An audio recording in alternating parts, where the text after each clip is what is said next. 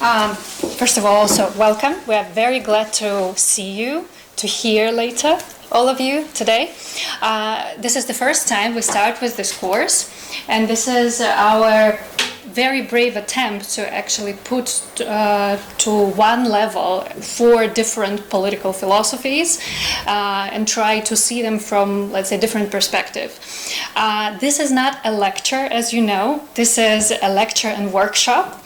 So we will be talking a lot. I hope we build lots of interesting discussions, and I would really like to hear a lot of opinions. I hope you also will find lots of interesting things that you would like to share your opinions, your ideas, and then hear others, because the whole point of this exercise, of this lecture, is actually to compare different perspectives. And there are so many of them, so we try to present 4. Let's see how it works out.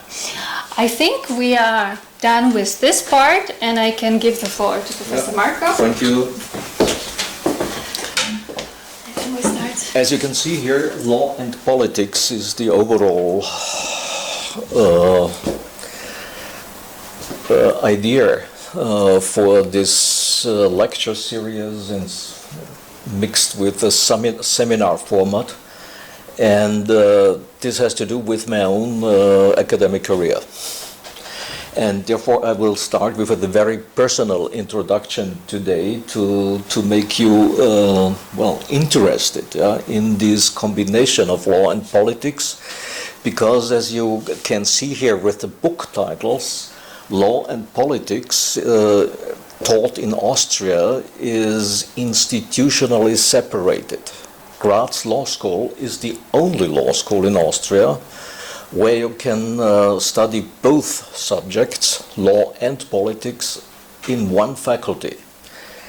Everywhere else, in Innsbruck, Salzburg, or Vienna, you have either to enroll into the law school or into the school for social sciences or what else, or for economics, in order to study sociology and political sciences, and if you not study law.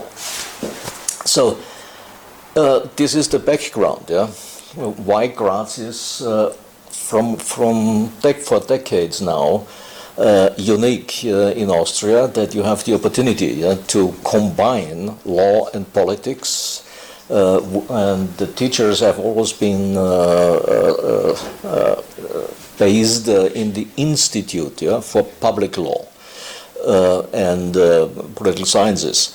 And insofar as you can see here, Hans Kelsen and Talcott Parsons are the 2 major books which I became aware of as a student of law at Graz University and as a student of political sciences and sociology at Munich University in Germany. Why Hans Kelsen and Talcott Parsons? Because when you look into the history of the development of these 2 academic disciplines in the 20th century, you have a double separation between law and politics. Already in the beginning of the 20th century, the godfather of Austrian public law, Hans Kelsen, developed a theory, a legal theory of legal positivism, which he himself called the reine Rechtslehre, translated into a pure theory of law. And he said, when you study law with the Codex, the Austrian constitution, forget all things in terms of natural law, of political philosophy, of sociology, what else? Pure law and nothing else. So the structure of legal texts is what you can do to gain scientific knowledge. When you start to mix the conclusions from the analysis of legal texts with political and ideological arguments, then this has nothing to do with science any longer. This is pure politics.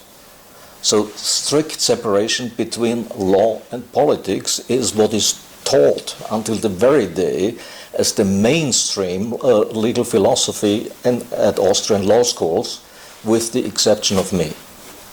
So you are the victim of a minority approach in Austrian teaching of public law. And secondly, during World War II and after World War II, American sociologists developed a different approach in the field of sociology, and Talcott Parsons is again the godfather of behaviorism and system theory. And the message from behaviorism and system theory is to tell you, well, forget constitutional law. If you read the American Constitution, you will never know how the political system of the United States really works. If you read the Austrian Constitution, you will get no clue about the Austrian political system. You will never know how this really works in practice. So behaviorism says what you have to study is simply political actors, so this is the catchword, actors, and processes, and social relations, nothing else. This is the unit of analysis, so to speak, you have to take into account. So separation of powers is a normative concept for constitutional lawyers. And when you look into how separation of powers works in the Austrian political system, I can tell you, you will never get a real picture about separation of powers according to the Austrian constitution. And in between, I have also taken up Hermann Heller, a German public lawyer and political philosopher, who started also to teach what is called here allgemeine Staatslehre in German, a general theory of state and law. So before the term political sciences became a catchword for the studies in political sciences and sociology, there was a strong tradition reaching back to the 17th century in Central Europe, not in the United States, of course, and not in Great Britain, but in Central Europe, where law professors also did studies in national economics and the theory of state and law, where they, what Kelsen called, this is a complete mistake, where they mixed analysis of the political functions of state institutions on the one hand, and the constitutional system and the structure of a constitutional system on the other hand. So this is again, the deadly sin, according to Hans Kelsen, to mix politics, political sciences, and law and jurisprudence. He called it, methodologically speaking, a Methodensynkretismus, a mixing of different methods, because science, as you all know, is based on theory and methods. So depending on the theory and the methods you use, you will generate scientific knowledge.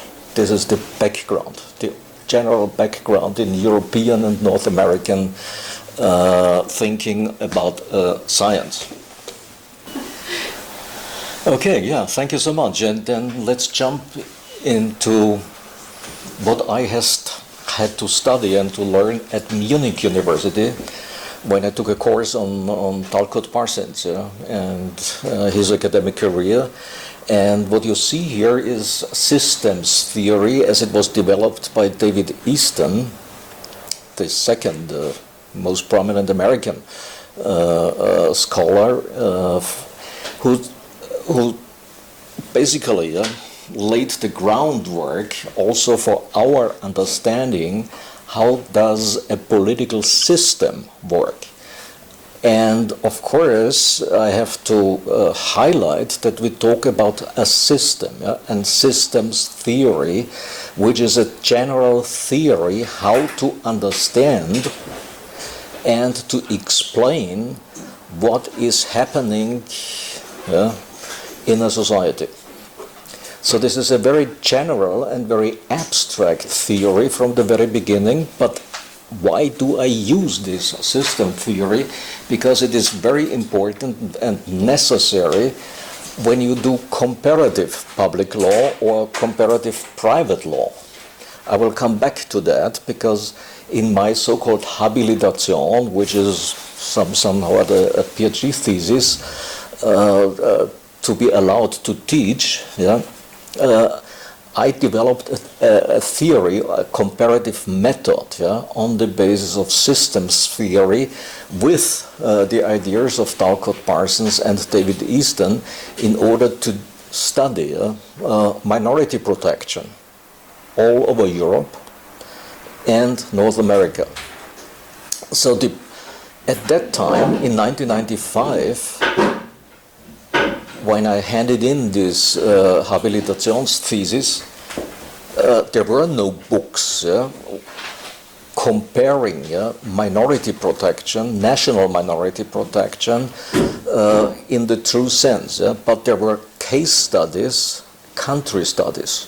How does minority protection, or how is minority protection regulated in Austria, Germany, France, Great Britain, the US or Canada? And I said, well, very interesting, but what conclusions can we draw? Are there more abstract conclusions to be drawn from a comparative perspective, what we could do to improve the situation of minorities? And when we speak about minority protection, and since my colleague has already mentioned the book on multiple diversity, human rights and multiple diversity governance, I tried to figure out that there are basically 4 functions, as this is called in behaviorism and structural functionalism by Parsons and Eastons, 4 basic functions, and functions translated into rights, individual rights as well as collective rights.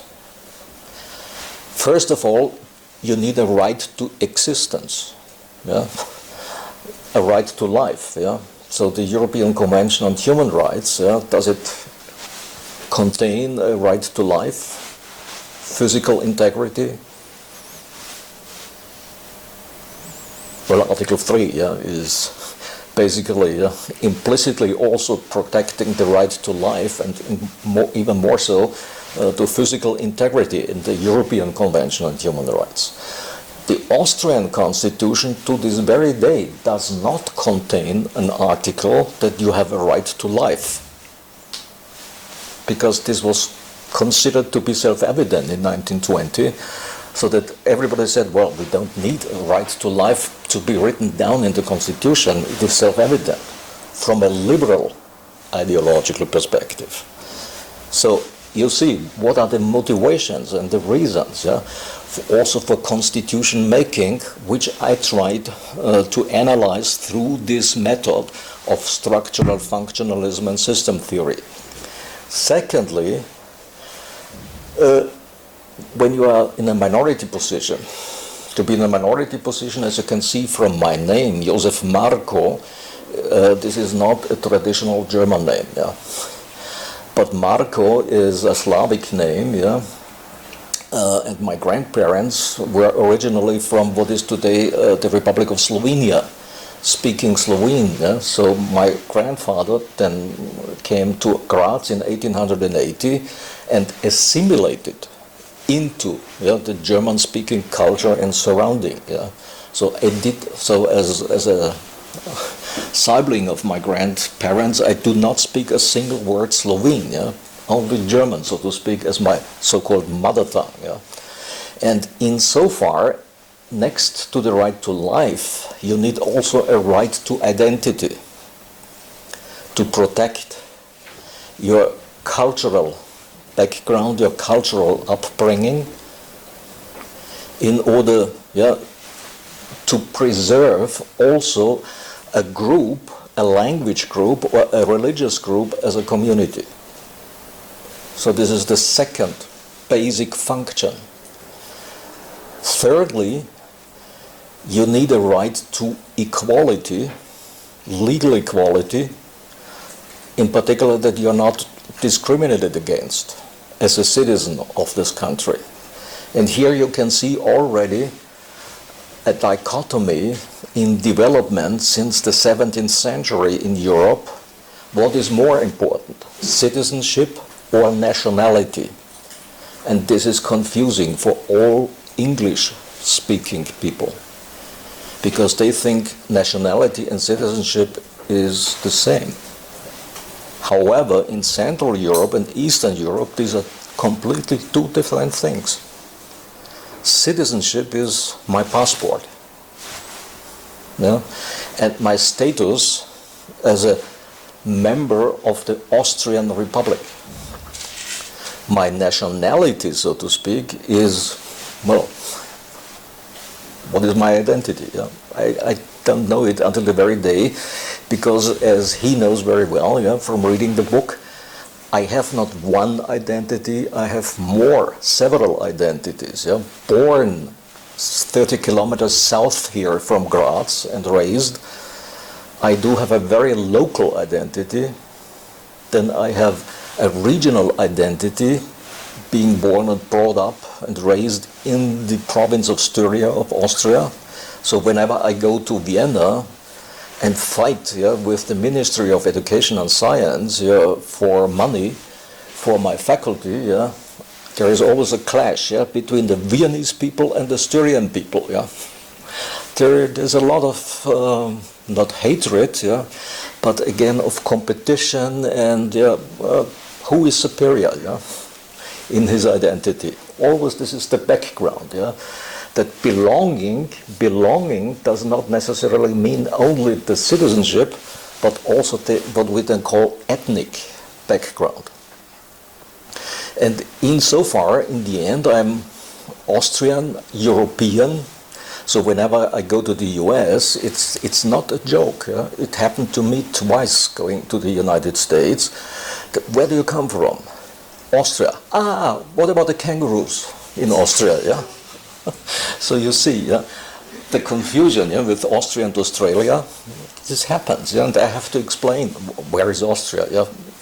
Ordinary US citizens have no clue about Austria, yeah, and where is Austria in the middle of Europe, yeah. And finally, of course, I'm a human being. And again, yeah, these depending on the ideology, on your background ideology, you would say, well, multiple identities is okay. Why not have multiple identities, yeah, in concentric circles, so to speak, yeah. And there are also official theories of state and law, like France, where they say, no, we do not recognize nationalities, ethnic belonging. There are no minorities in France. This is the official state doctrine of official French constitutional law. And you know that Article 27, or some of you might know that Article 27 of the International Pact on Civil and Political Rights guarantees also that where minorities exist in a country, that their culture, religion, language shall be protected. And France said, no, we cannot sign the International Covenant on Civil and Political Rights with Article 27. We need an exclusion from Article 27 because we have no minorities in France. There are only citizens, and all are equal before the law, and that's it, full stop. How many migrants from Africa come to France and acquire French citizenship? Doesn't matter, yeah? And you become French president, like Mr. Sarkozy, yeah? A former French president who is of Hungarian origin. It doesn't matter. As soon as you are a French citizen, you are French, part of la civilisation française, and nothing else. No ethnicity. Okay, the comparative method, to come to my point, is that I said no. We have to compare minority protection systems in the different constitutions along the lines of these four functions. how does Great Britain, how does France, how does Germany, and how do the US, in contrast to Canada, protect a right to life, identity, equality, and finally the fourth one is participation, political participation. So how many members of the Slovene-speaking minority in Austria are members of parliament? For instance, is a basic question. Yeah? And in Germany you will find and provisions in the election law in order to guarantee the political representation of minorities also in parliaments, and at least at the regional level. So this was my beginning of the academic career, to use this theory, system theory, and the methodological approach of the systems theory for comparison, as a method for comparison. And therefore you see that Talcott Parsons, when he speaks about a person, he does not mean you and me as an individual person, but as a bundle, as he calls it, of statuses, legal, social, economic statuses and roles which we play in society. And a personality is therefore not my psychology. He's not interested in my individual psychology or social psychology, but social relationships, and so on and so forth. And with this background, what we learned in law schools and in political science departments all over Europe until 1989, when we come to international relations, is the Cold War system. How do we see, interpret, perceive the Cold War relationships? We have three blocks: military blocks, economic blocks, and the cultural division between Occident, the West, and Orient, the East. So China is always the East, US is always the West for us. However, and this is the important point here, these are reverse dichotomies, as far as I can see, and you have to correct me if this is wrong. Reverse dichotomies, because these military blocks, the economic blocks, and the cultural division are finally translated in political regime perceptions of liberal democracy on the one hand and communist authoritarian regimes or totalitarian regimes on the other hand. And we in the West say, well, liberal democracy is good, totalitarian communism is bad. By totalitarian communism we think first and above all about Stalinism. This is the main example for totalitarian communism. However, when you read the second Soviet constitution from 1936, the so-called Stalin constitution, you will read, well, also the Soviet Union is a democratic system, not a liberal democratic system, but a socialist democratic system. And when you read the speeches of politicians from the so-called communist Eastern history, of course, imperialism and capitalism are the two most important threats for liberal democracies. So that liberal democracy is equated with capitalism and imperialism. When you read, for instance, Lenin, Lenin's book on imperialism. So you have reverse dichotomies. It's not a one-sided dichotomy, good, bad, but a two-sided dichotomy of good, bad, or evil. Do you agree, or any opposition to that observation? I have never read any textbook hinting to this double dichotomy. Because most textbooks are with Western bias. Yeah, because most textbooks we have, written by American political scientists, British sociologists, or lawyers, and German lawyers and political scientists have a liberal bias, what you call a liberal bias. But at the same time, the representatives of the other part of the world have their own bias. And we have exactly the two poluses here in this room, because even though I grew up a little bit later than all this was happening, my parents were very well ingrained in the system that in Russia, I'm Russian, good is social democracies that we had back then, Soviet Union, and everything, the capitalism was bad. In the course of this, our lectures, we will discuss both viewpoints, right? So that's how we will do. She will present. I'm trying a little bit to explain my own upbringing and studies and my own life. Not only as a scholar but also as a practitioner. But I will come back to that in a moment. Please. Yeah, I just want to add that I think probably we are going anyway to discuss this later points, but one reason for which this double dichotomy came up probably is that both systems, statistically we can say mostly from the west side, but also from the eastern side, have tried to suppress any third way that could be something in between to arise. Yeah. A very good point. Good point. Third way. Is there a third way? And I have studied myself when I finished my studies at Munich University. I wanted to write a PhD on the Yugoslav political system. So Yugoslav communism was seeing itself as a third way, but I will come back to that.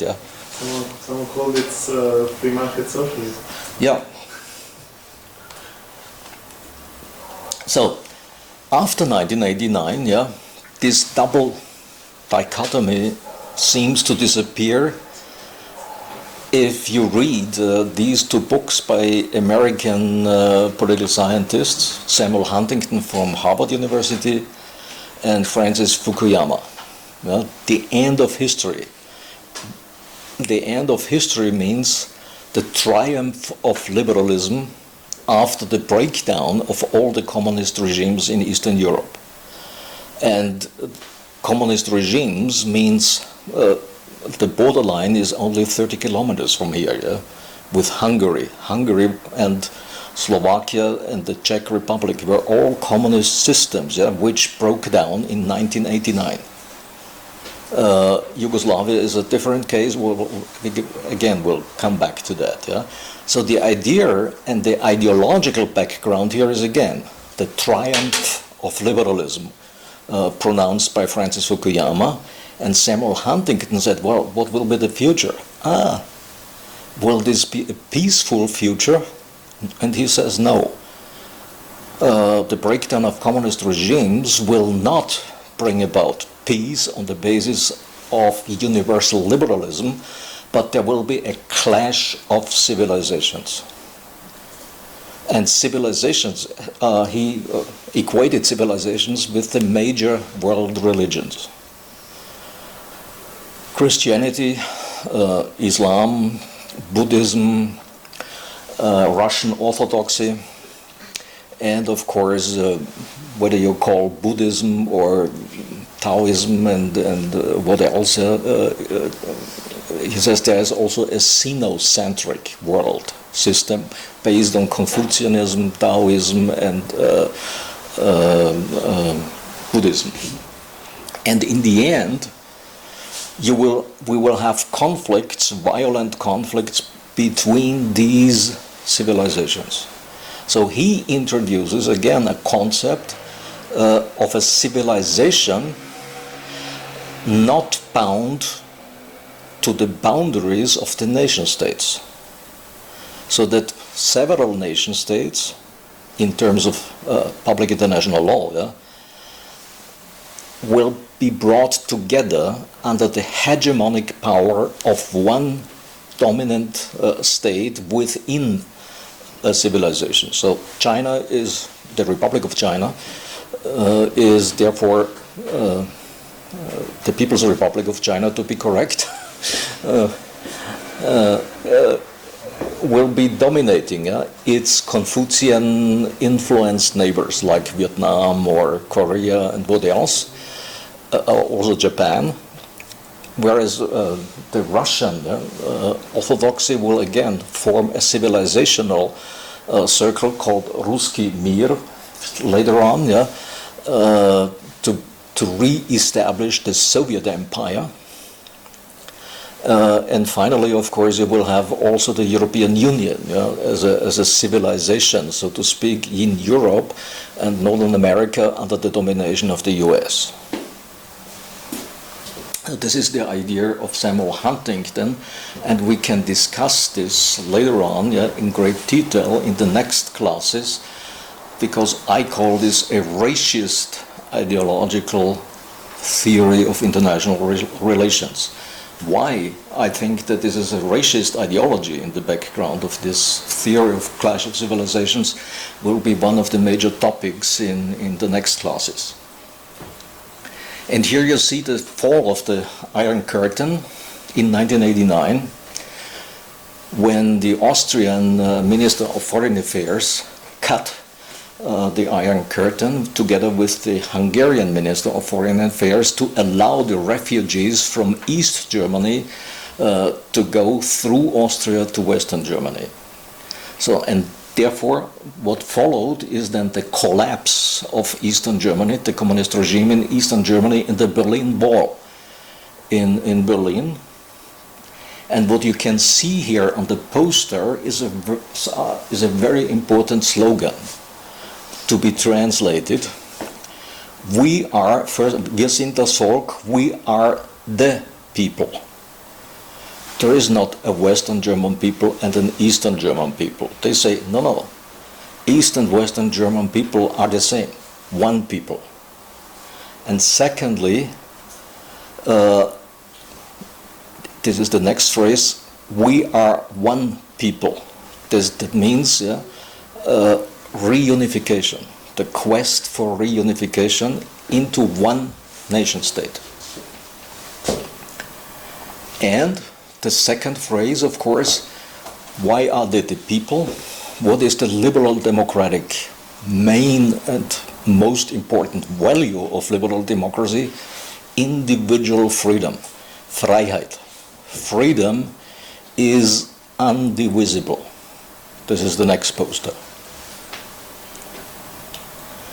And what happens then in the south of Austria can be seen from the next map, before I hand over again to Xenia to explain the other map. The collapse of the Socialist Federative Republic of Yugoslavia. So you had the Yugoslav communist system established immediately after 1945 with the end of World War II. And in 1991, the final collapse also of the communist regimes in Yugoslavia, and the split up of the state of Yugoslavia along the lines of the federal entities. Slovenia, Croatia, Serbia, Montenegro, Macedonia, and Bosnia-Herzegovina. The 6 republics which formed Yugoslavia split apart into 6 new nation states. And the problem with Bosnia-Herzegovina is that there is no ethnic majority in Bosnia-Herzegovina, but you have 3 so-called nationalities, ethnic groups, or how they call them in their own constitution now, constituent peoples. Muslims renaming themselves into Bosniaks, Croats and Serbs. So that one of the examples in one of the next classes will be my case study on Bosnia-Herzegovina to explain also what is the meaning of the term illiberal democracy through ethnic power sharing. How does ethnic power sharing deviate from the main normative principles of liberal democracy. Xenia will explain the Okay, just very briefly, basically. changes of borders after 1945. Right. Professor Marco was right now speaking about the Balkan part, and I will just explain this map in comparison to this one. So you just have the comparison, first of all, between the European states past the breakdown of Soviet Union. Yeah, so these are the nation states that appeared after 1991, and this is basically the map of Soviet Union before. The red part is the outer border of Soviet Union past the First World War, and this orange line is the territories the Soviet Union attained after the Second World War. So when we are speaking about the breakdown of Soviet Union in 91, this is then the outer borders, the orange part that we are speaking about, right? And basically this pink part of the Central Europe was the Warsaw Pact with the countries loyal to Soviet Union, and this was basically the first camp of nation states that right away turned into individual nation states past the breakdown of Soviet Union, and they had a way easier story of nation building compared to Bosnia and Herzegovina, because mostly this was one nation, one state, right? And democratical principles were much easier to be implemented. Comments? Questions? So what happened in my personal life then as a scholar in 1989 and 1991, I happened to work together with colleagues from the universities of Zagreb, Ljubljana and Belgrade, constitutional lawyers, to make on a research project to analyze the new constitutions of these three new nation states. And so you can see here the publications, Slovenia, Croatia, Serbia, the new constitutions. And based on my scholarly activities also, I was invited by the Council of Europe to participate in the so-called Venice Commission of the Council of Europe to give legal constitutional advice to these new governments. So I went already to Croatia in 1993 in order to give advice on the new law on the Constitutional Court for the Croatian Republic. And this was basically the background also for me, what you see here, to get further on, south to Sarajevo. So this is Sarajevo at the end of the war in 1995. This is December 1995. Where you can see that the center of Sarajevo was more or less destroyed in Bosnia-Herzegovina. And why did I go to Sarajevo? Because again, within the framework of the Council of Europe, I was selected as one of the three international judges of the Constitutional Court of Bosnia-Herzegovina, and I served as one of these international judges from 1997 to 2002 to build up a new constitutional court under the so-called Dayton Peace Agreement of 1995, where you see that there is a framework agreement as an institutional superstructure over the ceasefire. So Dayton itself is a ceasefire and stopping the violence of the war. And then the international community, as it is called, represented, as you can see here, by the OSCE, the Council of Europe, the United Nations, and the European Union, tried to support in what is called state building and peace building. And Annex 4 to the Dayton Peace Agreement is the constitutional text with the description of the new state institutions and the composition of the new state institutions. So not only the Constitutional Court was composed of domestic judges, as we called them later on, and international judges, but there was also a human rights chamber composed of 14 judges, and the majority of them international judges from all over EU member states, and also a property claims commission for the restitution of property for the return of refugees had an international president to deal with property restitution. So this was my second activity then, which I want to bring in this course when we deal with illiberal democracy and what is the status quo now after 30 years of the signing of the peace agreement in Dayton. And here you can see one of the meetings of the Constitutional Court in Banja Luka with me sitting here on the bench of the Constitutional Court. Please. I just wanted to ask, what were your specific tasks? So what? My task was to be an ordinary constitutional law judge. And the competences of a constitutional court are more or less the same all over Europe. To deal with conflicts between state authorities, so conflicts of competences between the state authorities in light of the constitutional prescriptions, and secondly, also to protect human rights.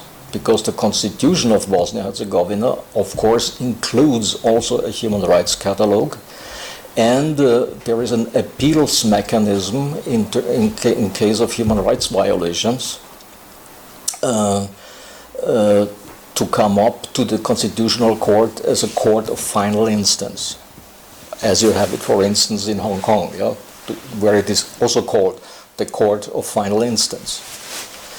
And the third dimension, of course, is again that what you call judicial review, that you have to test whether any legal act of a state body is in conformity with the Constitution. And there are different possibilities who is allowed to bring a claim or a request before the Constitutional Court. So you have the presidents, the members of parliament on the one hand, to deal with what we call abstract review procedures.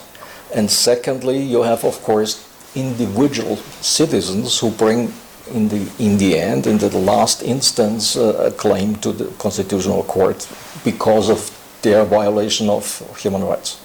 So it's pretty much the same as the VfGH in Austria. Exactly, yeah. It's the same, yeah. And I had the chance in 2000 to serve as a judge rapporteur in a case called the Constituent People's Case, where the then president of Bosnia-Herzegovina, Alija Izetbegović, brought a claim before the Constitutional Court to say more than 28 provisions, legal regulations of the constitutions of the so-called entities, Federation of Bosnia-Herzegovina and Republika Srpska, are in conflict with the Dayton Constitution. And this is the main case which I will talk about in this class on illiberal democracy. Okay. My next experience is Cyprus, and a very small island of Cyprus with about 1.2 million inhabitants. And the island of Cyprus is divided into two parts since 1974. Until 1960, Cyprus was a British colony and became independent in 1960 with a constitution and a power-sharing mechanism written down in the constitution to politically represent Turkish Cypriots and Greek Cypriots. Again, the Greek Cypriot is always the president, the Turkish Cypriot is always vice president, and the parliamentary composition was again 70 to 30, the ratio for Greek and Turkish Cypriot representatives in parliament. This system broke down in 1963 due to communal violence in the cities of Cyprus. Here, in particular, you see here, for instance, Vasilikos and in particular Limassol is the second largest city. Nicosia was the capital city. And in 1974, there was a coup d'etat against the president of Cyprus, who fled to London, Archbishop Makarios, who was the president of the country. And the Greek military junta in place at that time tried to substitute the president, and then Turkey invaded, militarily invaded Cyprus, and the fighting was stopped here along this line, which is called the Green Line, a buffer zone, which is since 1974 controlled by UN peacekeeping troops until the very day. And the next pictures can give you an impression. This is not 1974. This is 2024. You still have a 2 kilometers broad buffer zone running through the capital city with completely ruined houses until the very day. And the fence here, which you can see with barbed wire, is the view from my office when I was working for the United Nations between 2015 and 2017 as part of the UN team for reunification of Cyprus, again as a legal political advisor to construct, to make a new constitution for a reunified Cyprus. In August 2017, all the negotiations completely broke down. And the final picture here with the Secretary General, Guterres, sees this is the goodbye photograph after the breakdown of the negotiations. I will end here, that you can see that I really try to bring in both my scholarly experience as a scientist and as a specialist in comparative constitutional law, comparative government, with a strong focus on minority protection and conflict resolution. And Xenia will bring her perspective and will try to convince you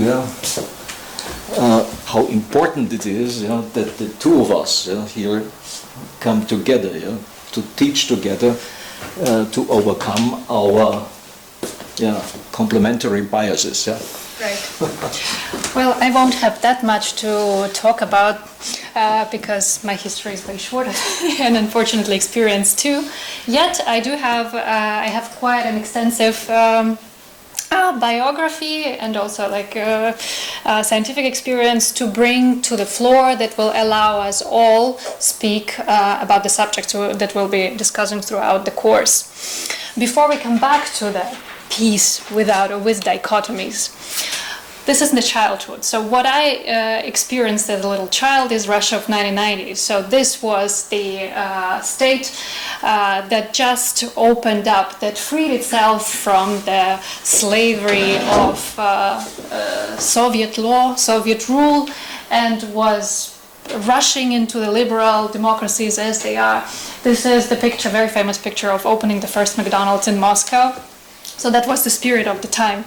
I did not live in Moscow. This is my town, Vladivostok, where I grew up. And 90s, 2000s was the time of a complete rebuild. For most of the Russian people, it was the time of breakdown, complete economical loss, horrible time actually. This narrative is many times now instrumentalized when in Russia somebody wants to say something against the liberal world and democratization. Yet after 10 to 15 years, the town where I grew up looked like that. Some say thanks to the steady hand of Vladimir Putin.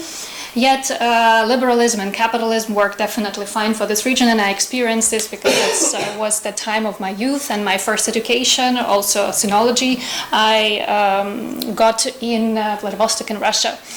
Then the second perspective that is also here at stake is my background of my Chinese studies, because I took my master degree in Xiamen University, a very beautiful city in China, where I studied and lived on and off 9 years long. This is my group. I graduated from the Xiamen University, so it was a very good time, and all the knowledge and all the background from life and work in China and in Russia is here with me.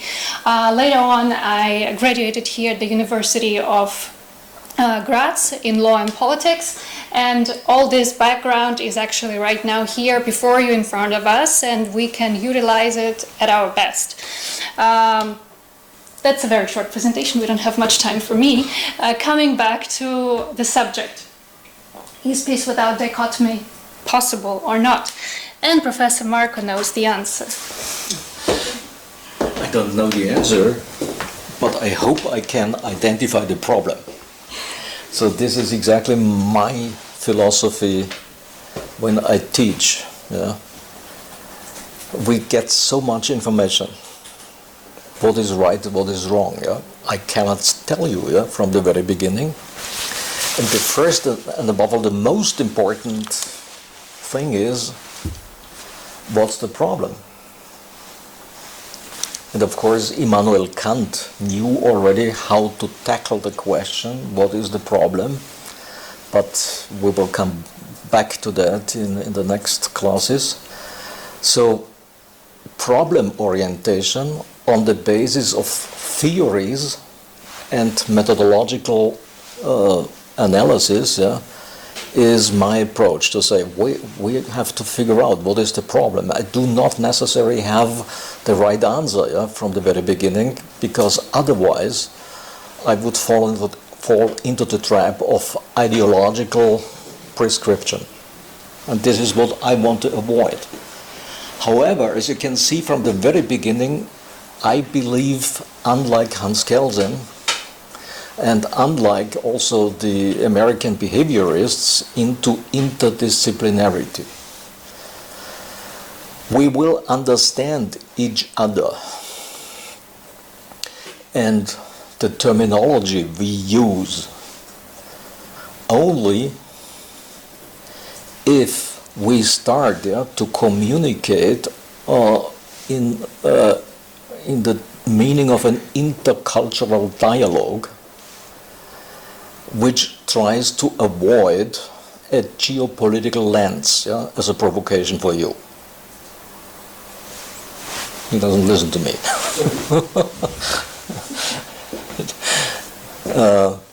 So this is the basic message.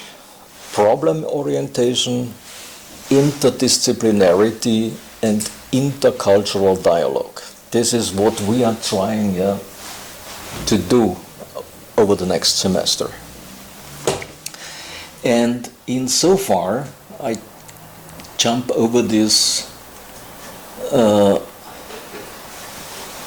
slides to have more time for discussion. Geopolitics, in my eyes, is based again on a dichotomy, on manichaeistic thinking, good, bad, and or evil. So these are the books published about the rise of China. You see Graham Allison, the very prominent so-called Thucydides trap. So the hegemon is the US, and China as a rising superpower is challenging the hegemony. And this is the similar story like in ancient Greece between Athens and Sparta. And Thucydides was a very prominent Greek historian who wrote, this was inevitable, that Sparta and Athens ended up in a war about survival. So if you have a superpower in place and a rising superpower, they will get into conflict, and you can end the conflict only with one of the two superpowers winning the overall war. So the Thucydides trap theory. You see another here, the Pragmaticus is a journal handed out here in Austria, where you see the translation here in English on the right side, China's secret plan, how Beijing would like to dominate the world and what this means for us. And again, this is from one of the most prominent American foreign policy journals, Foreign Affairs, from 2018, a series in 2018. Which world are we living in? First question. Second question, is democracy dying with Putin more and more on the rise, having already occupied Ukraine? And thirdly, autocracy now. Democracy is fading away, and you will have more and more autocracies in the world. And again, therefore, the last slide here, to demonstrate geopolitical thinking, with these book titles and headlines. When you look into the slide in the middle, you see this is the official homepage of the American Ministry, no longer of Defense, but renamed into Ministry of War. I have taken this photograph from my computer only a week ago. US Department of War. Before it was anyway an euphemism to call it defense. And what this reminded me of a very famous novel written by George Orwell, 1984. Anyone heard about George Orwell in 1984? Okay, then I stop here and hand over to Xenia to explain this. That's just when we talk about fake news, you learn in mathematics 2 and 2 is 4. Is it true or not? It is boring, let's put it this way. And Soviets knew very well how to market it better. So this is just an old poster, from the Soviet time, right? From 1930. 1930, oh my God. Yeah, they were actually very good in contemporary art in like 1920s and 1930s. So what this poster says is like 2 plus 2 equals 5 if you add the enthusiasm of the working class. So with the enthusiasm of workers, all your math goes higher and higher. So ideology, So this was a poster, as a propaganda poster for the second 5-year plan under Stalin.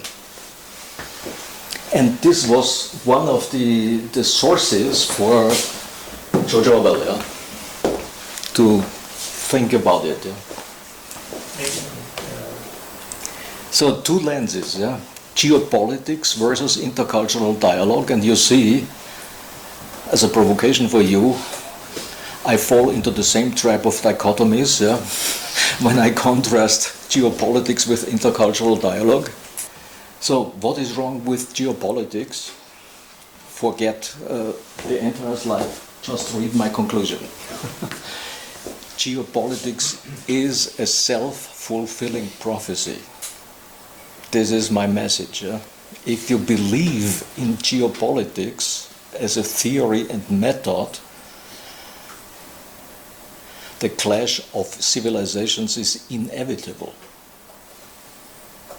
And therefore, I say, and this is, of course, the background, yeah? When you read the European Union strategy vis-à-vis China and the rise of China, yeah? For the European Union, China was in 2018 a strategic partner. Then it became a competitor, and today it is a rival. Yeah? And Xenia, I learned from Xenia that in the latest document of the European Union strategy, all three catchwords are used at the same time. That is true. So if we're talking about the European Union strategy on China, it's threefold, depending on which spheres of interest you are talking about. So in certain zones, it's a partnership with China. In certain zones, it's competition between Europe and China, and that's what we definitely can speak about, like auto industry or mass production of any products, right? That's where Europe wants to gain its market share back. Rival on the political level, right? Also clear, because that's where Europe wants to position itself much firmer. And partner, I mean, actually we are still partners with China. Maybe somebody can guess in which spheres of influence. What do we still share on the political level, where Europe also says we work together with China, yes? Officially or unofficially? Officially. This is a completely official. Officially, it's also surveillance. It's something which is No, it's an official. No. There are really still zones where we do cooperate. Trade. Trade? No, this is still the competition, because Europe wants to push a little bit the China out of market. Culture? Not that much. Green world, green energy, global warming. So when it's about the environment, at least at this in this sphere, we're still working. But true, right now in the modern EU agenda, all three notions are used. And with regard to the automotive industry, China became from a competitor now a rival. So China will establish an automotive factory in Zhangbatay, which is only 40 kilometers from here, at the borderline between Hungary and Austria. Already working. And Austrian factories consider now China as a very strong rival in the automotive industry. Okay, and therefore my rival theory of intercultural dialogue, where you can see the problem is always mutual perceptions of good and evil, and they started with this double dichotomy of good and evil in the Cold War area. And how do we overcome this double dichotomy? And I say only through intercultural dialogue.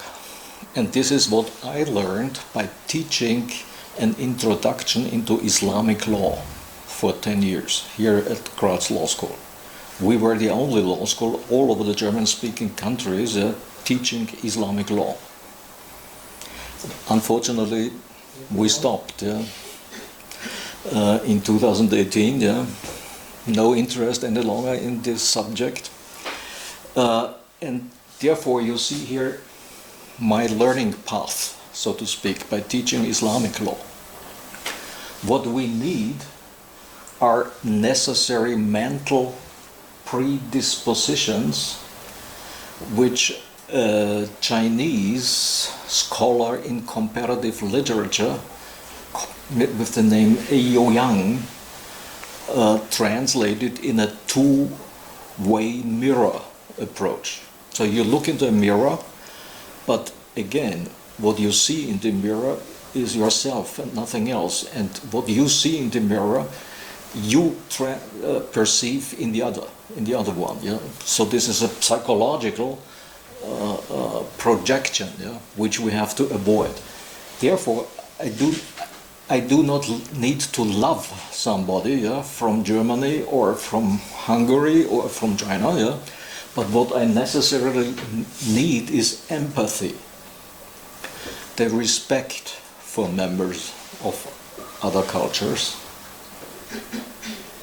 And this must not be confused with cultural relativism, because this will immediately be the reproach by liberal ideology that empathy for other cultures, or nationalist ideology, that empathy for other cultures, when you remember Clash of Civilizations, that I'm a traitor of my own culture. And therefore this is cultural relativism if I respect other cultures. So this is the basic idea of the first precondition for any sort of intercultural dialogue. Secondly, this does not mean that I fully assimilate myself into your culture, that I want to become Chinese. I will never look like a Chinese, except for surgery. But we have also to keep cognitive dissonance or distance. This means not responding to what I learn from the other perspective, from your perspective, responding immediately on the basis of my own culture and my own biases from my own culture.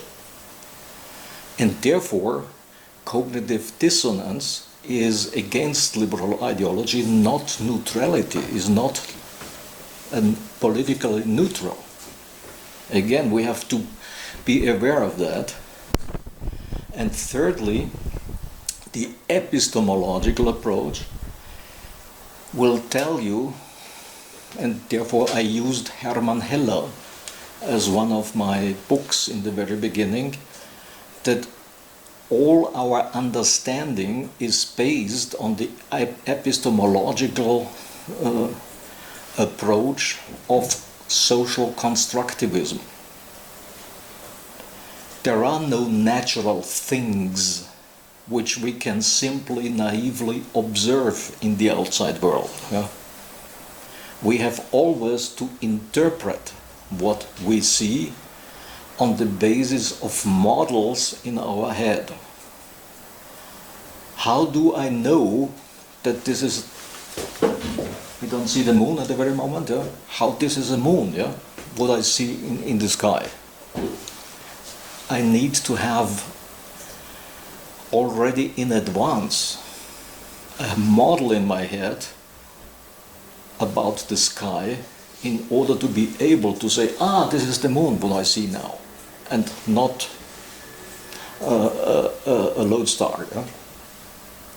So social constructivism versus naturalism and positivism in the social sciences. And as far as methods are concerned, we always say sovereignty and state are again concepts, mental concepts. Hans Kelsen and Talcott Parsons agreed only on one thing: a state does not exist as a natural phenomenon like you and me. A state is a model in my head.